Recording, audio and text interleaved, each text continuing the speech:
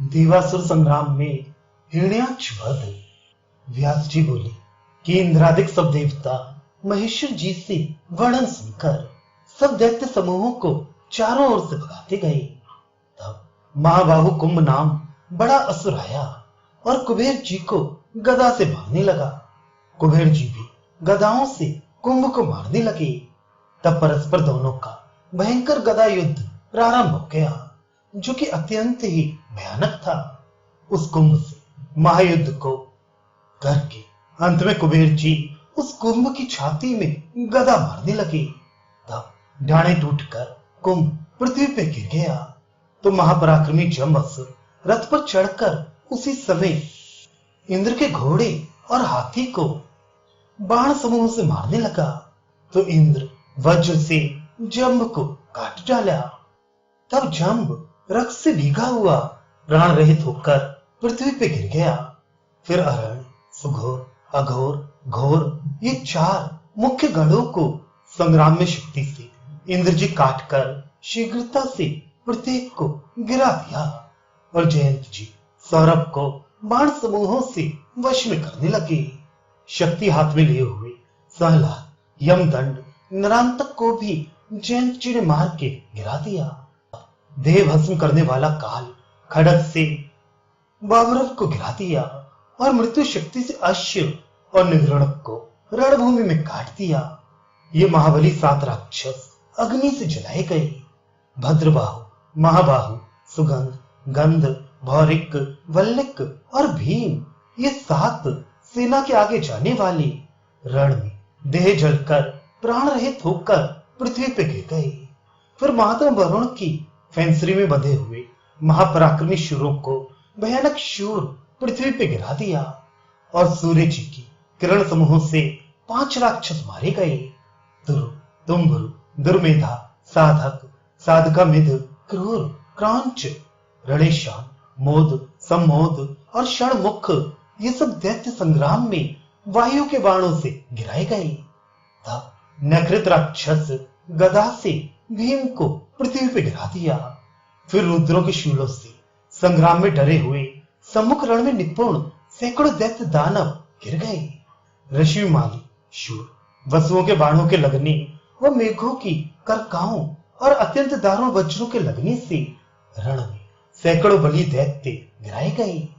कुबेर की गदाओं से भी सैकड़ों दैत्य गिराए गए। इंद्र के वज्र से असंख्य शेष राक्षस कटकर पृथ्वी पे गिरे और स्वामी कार्तिक की शक्ति से भी बहुत मारे गए। गणेश जी के फरसे से मुख्य मुख्य राक्षस गिराए गए। तीव्र कर्म करने वाले भगवान के हाथ से छूटे हुए चक्र से शेष दैत्यों के सिर पृथ्वी पे गिर गए। यमराज जी यमदंड से हजारों करोड़ को भूमि में उस समय गिरा दिया।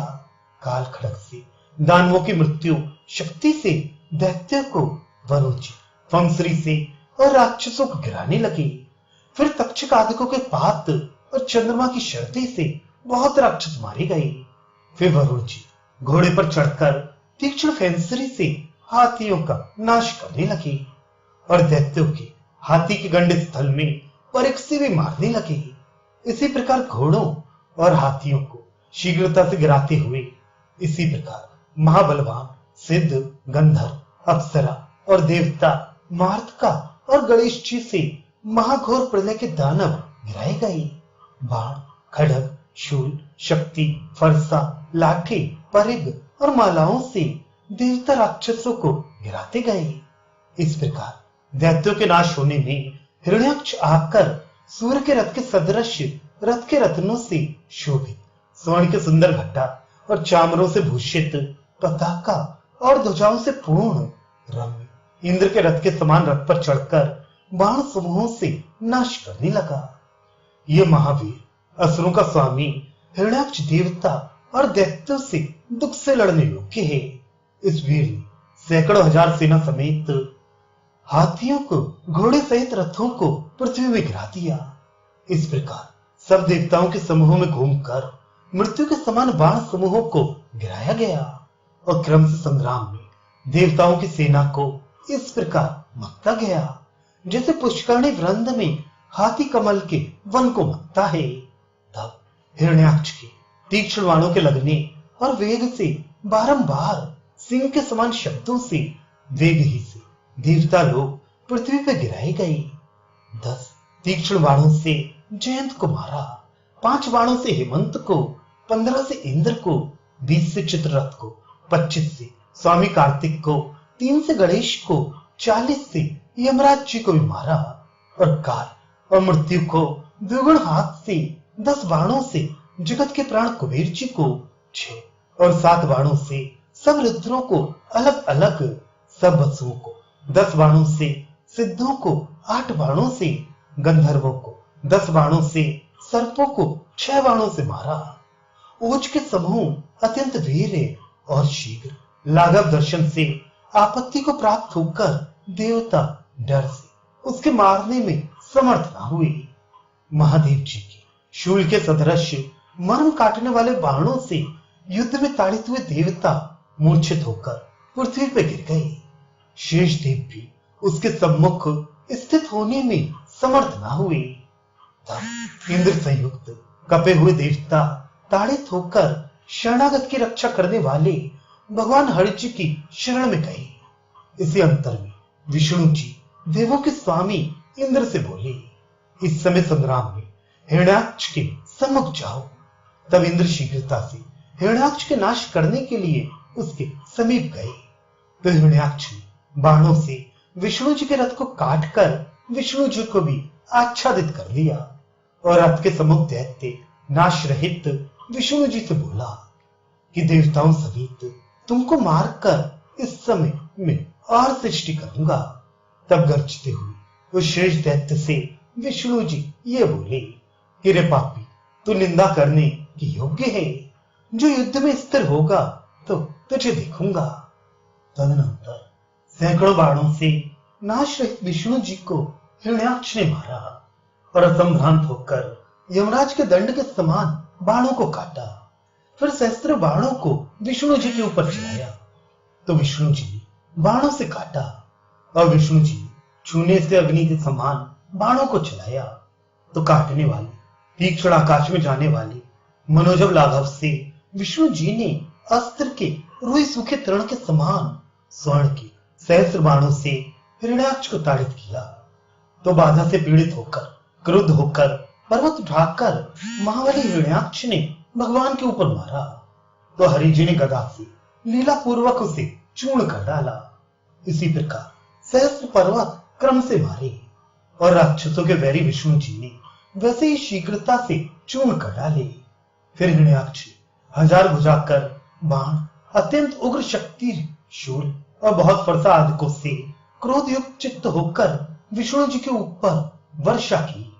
हिरण्याक्ष के चलाए हुए अस्त्रों को विष्णु जी ने प्रकाशित राक्षसों को भयंकर बाणों से काट डाला और हिरण्याक्ष महादेव जी के शूल के समान नाश रहित हरि ईश्वर के ऊपर बाणों से वर्षा कर सब देहों में विष्णु जी को ताड़ित किया।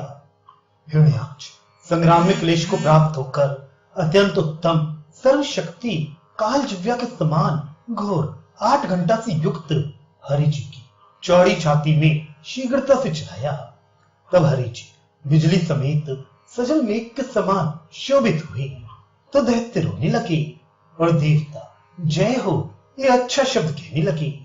फिर विष्णु जी दैत्यों की सेना में चक्र छोड़ते हुए तो चक्र उन राक्षसों के सिर काटकर फिर विष्णु जी के पास आ जाता था।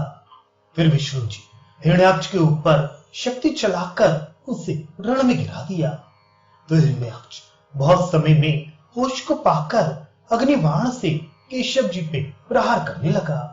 तब क्रुद्ध होकर विष्णु जी कौवेर अस्त्र छोड़ने लगे। फिर हिरण्याक्ष अत्यंत दारुण आसुर माया को करने लगा। सिंह, व्याघ्र, भैंस, हाथी और मछलियों को भी माया से उत्पन्न किया और प्रतापी हिरण्याक्ष समर में विष्णु जी को मारने लगा। तब माया के अस्त्रों से उत्पन्न शस्त्र और अस्त्र समूह को विष्णु जी ने बाणों से काट दिया और शूल से इस प्रकार ताड़ित किया कि हिरण्याक्ष के समय सब अंग विवल हो गए। वो रक्त से भीग गया। रक्त से भीगे हुए विष्णु जी भी हिरण्याक्ष को खींचने लगे और 3 बाणों से ताड़ित किया और वरुण ध्वजा पताका रथ छत्र और सारथी को 10-10 बाणों से काटा। रथ के कटकर गिर जाने में हिरण्याक्ष दूसरे रथ पर चढ़ गया और सम्मुख आ गया। तब महाघोर लोमहर्षण लोगों को विस्मय करने वाला परस्पर अस्त्र युद्ध हुआ। तो युद्ध में देवताओं के 100 वर्ष बीत गए। तब महाबली हिरण्याक्ष वामन की भांति बढ़ने लगा। क्रोध के मुख से चराचर त्रिलोक को ग्रहण करने लगा और पृथ्वी को उठाकर रसातल में प्रवेश कर गया और प्रीत से युक्त शेष दैत्य भी उसके पीछे प्रवेश कर गए। तब महातेजस्वी विष्णु जी दैत्य के बड़े बल को जानकर उसको मारने की इच्छा से शुकर रूप धारण करके हिरण्याक्ष के पीछे शीघ्र ही रसातल में प्रवेश कर गए। वहां रसातल में जाकर वहीं पर प्राप्त लोक के आधार पृथ्वी को अपनी डांड पे उठा लिया। अमित तेजस्वी विष्णु जी को पृथ्वी धारण कर जाते हुए जानकर हिरण्याक्ष विष्णु जी को कठोर शब्दों से व्यथित करता हुआ वहां आ गया। माया के शुकर रूप विष्णु जी क्रोध से दुर्वचनों को सहकर जल के ऊपर पृथ्वी को धर दिया और पृथ्वी में अपने सत्य को स्थापित कर उस समय उसे अचला कर दिया। तदनंतर हिरण्याक्ष वहां उपस्थित हो गया और बड़े क्रोध से युक्त होकर हरि जी को गदा मारने लगा। तब माया के शुकर रूप विष्णु जी उस गदा को कुछ भी न समझते हुए, जैसे योग युक्त मनुष्य मृत्यु को नहीं समझता है, और कौमोद की गदा से हिरण्याक्ष को मारने लगे। तब फिर क्रोध से युक्त महाबली हिरण्याक्ष विष्णु जी की दाहिनी भुजा में मुष्टि से मारने लगा। इस प्रकार महाघोर युद्ध दाहिने बाएं इधर उधर आपस में प्रहार करते हुए आकाश में स्थित ब्रह्मादिक देवता युद्ध देखते हुए और प्रजा देवता और ऋषियों का कल्याण हो यह कहकर देव देवेश शुकर रूपी विष्णु जी से बोले कि हे देव, बालक की भांति क्रीड़ा न कीजिए, इस देवों के कंटक को नाश कीजिए। तब महातेजस्वी माया के शुकर रूप धारण करने वाले विष्णु जी ब्रह्मांडों की सलाह पाकर सहस्त्र सूर्य के समान प्रकाशित बड़ी दीप्ति वाले तीक्ष्ण दैत्य के अंत करने वाले भयानक प्रलय की अग्नि के समान दीप्ति युक्त चक्र को छोड़ा। यह विष्णु जी का छोड़ा हुआ चक्र महाबली हिरण्याक्ष को ब्रह्मा आदि देवताओं के देखते ही शीघ्र ही भस्म कर दिया और दैत्य का अंत करने वाला भयानक चक्र विष्णु जी के पास आ गया।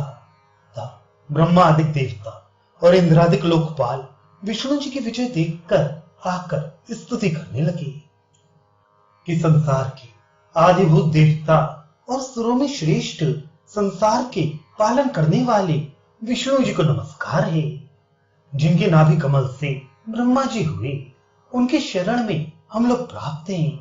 मत्स्य, कच्छप, नरसिंह और वामन रूप धारण करने वाले आपको नमस्कार है।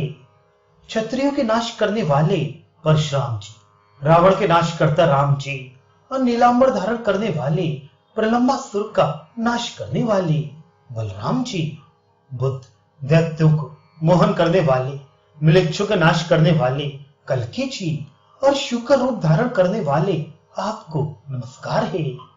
संसार के हित के लिए युग युग में आप रूप धारण करते और असुरों का संहार करते हैं। इस समय आपने प्रगल्भ हिरण्याक्ष दैत्य को मारा है। ये इंद्रादिक लोकपालों की निंदा कर तिरस्कार करता था। इसे आपने देवताओं के कल्याण ही के लिए मारा है। हे देवताओं में श्रेष्ठ, प्रसन्न होइए। हे देव देव, ब्रह्मा रूप से आप इस संसार को रचने वाले हैं और आप ही पालन करने वाले हैं। युग युग में मनोहर रूपों को धारण करते हैं और आप ही कालाग्नि शिव होकर अंत काल में संसार का नाश करते हैं। इससे आप ही संसार के कारण हैं। हे ईश, आपसे पर जीव और अजीव नहीं है। जो कुछ भूत भविष्य और वर्तमान रूप है, सब चराचर आप ही हैं। आपके बिना कुछ संसार शोभा नहीं पाता है। नहीं है, ये भेदनिष्ठ सत असत रूप आप ही में प्रकाशित होता है। हे देव, आपके बिना पकी हुई बुद्धि वाला कोई भी जानने योग्य नहीं है। आपके चरण में परायण मनुष्य ही जान सकता है। उससे शरणागत की रक्षा करने वाले आपकी हम शरण में प्राप्त हैं। व्यास जी बोले कि प्रसन्न आत्मा वाले विष्णु जी देवताओं से बोले कि हे देवताओं, तुम्हारे स्तोत्र से इस समय मैं प्रसन्न हूं। तुम्हारा कल्याण हो। जो भक्ति से इस विजय स्तोत्र को आदर से पढ़ता है उसको तीनों लोकों में कुछ दुर्लभ नहीं है। 1,00,000 अच्छी प्रकार के गौ देने से जो फल मिलता है वह फल इस स्तोत्र के कीर्तन और सुनने से मनुष्य पाता है। देव देव जी का नित्य कीर्तन सब कामना देने वाला है। इससे श्रेष्ठ महाज्ञान न हुआ है और न होगा।